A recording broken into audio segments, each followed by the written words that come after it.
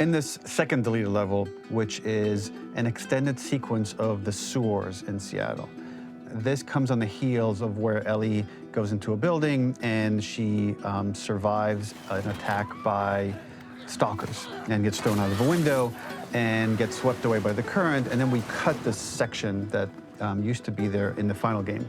Now you will get to play it. So this was a way to get a bit more interesting puzzles, interesting traversal, figure out how Ellie can navigate the sewers with the fighting current. Ultimately, with a lot of these levels and these sequences, the reason why we cut them were for pacing purposes. But here it is for you in this very kind of raw form that part of it will feel finished, parts of it will feel like assets are missing as far as audio, animation won't be final.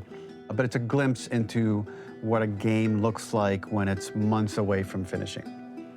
Enjoy.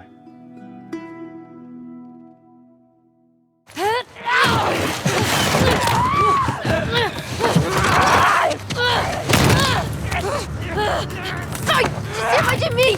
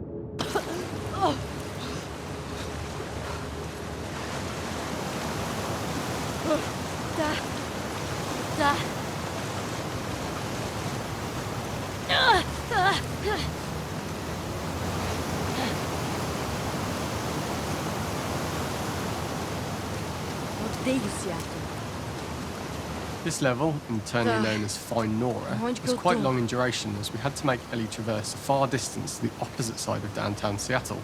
The sewer section was originally longer than what we released the game with, approximately 10 minutes more. This was one of the few areas of the game that used water flow as part of a traversal puzzle. The player has to go upstream to use the current to get to the platform to reach the other side. We mostly cut this mechanic game wide, however it remained in essence in the section swimming to the aquarium as Ellie when you were avoiding the waves.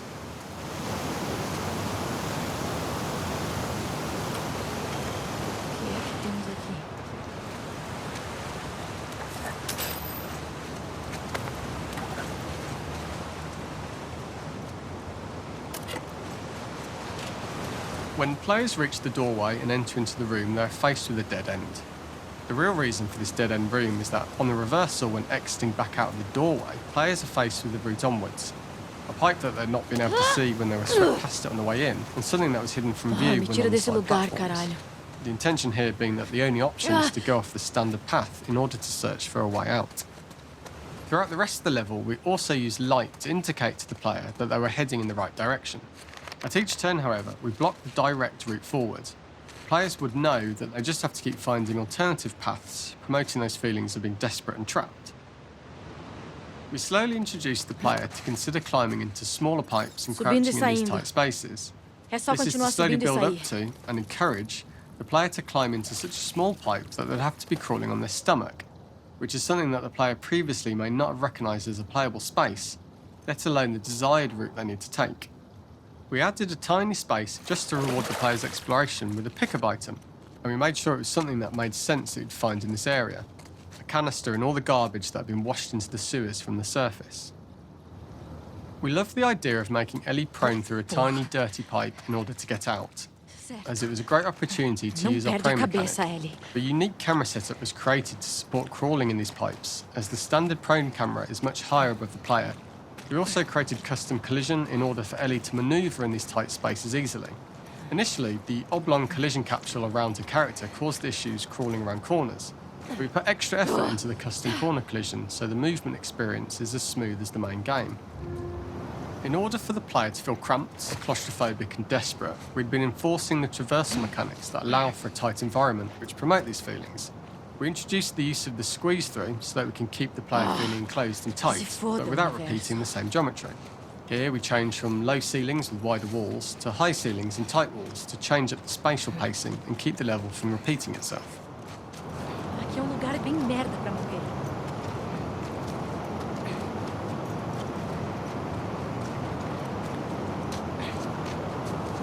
Originally, we had the waterline much higher here, so players had to swim through this tight tunnel. However, from watching user test feedback, it was occasionally causing people to discount the route entirely and turn back on themselves. So to avoid any risk of this happening in the final game, we present a lower water level so the tunnel is easy to see and commit to using. Although this isn't as impactful without the prone swim, it's the better decision as it means a smoother experience for the player with no backtracking frustration. As we surface from the water and over the crest of the slope, we reveal what is further in this tunnel.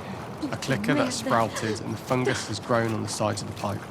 It was great to see people who user tested this area becoming increasingly worried as we forced the player to squeeze past the fungus and inches away from the clicker's face, all the time not being sure whether the clicker might be alive or attack them. Although we aren't as cruel as to force a clicker attack in such close proximity, we do have a payoff for this moment. This clicker momentarily turned into Joel to show Ellie's PTSD from what happened to Joel at the start of the game.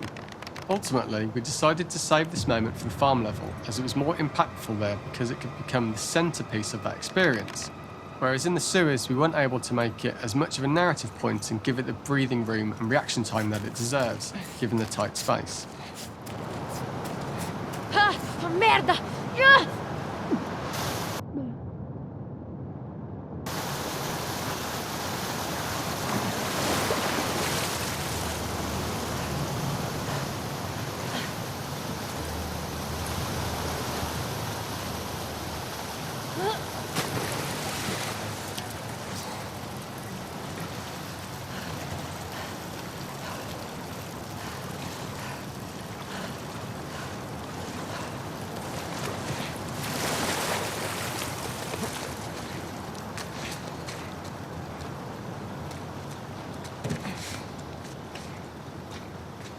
Using this pipe was retained in the iteration we shipped with, as it's the last of the extreme methods Ellie has to undergo in order to escape the sewers, and what she will go through in her pursuit of revenge.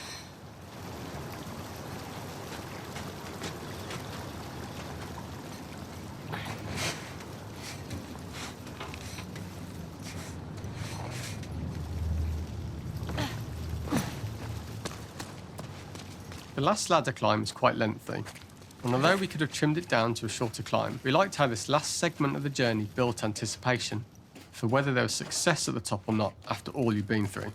Ultimately, the ladder exits out into the subway station, which is how it connects in the final game. Ellie then has to find her way to the hospital from here, crossing paths with the scars for the first time.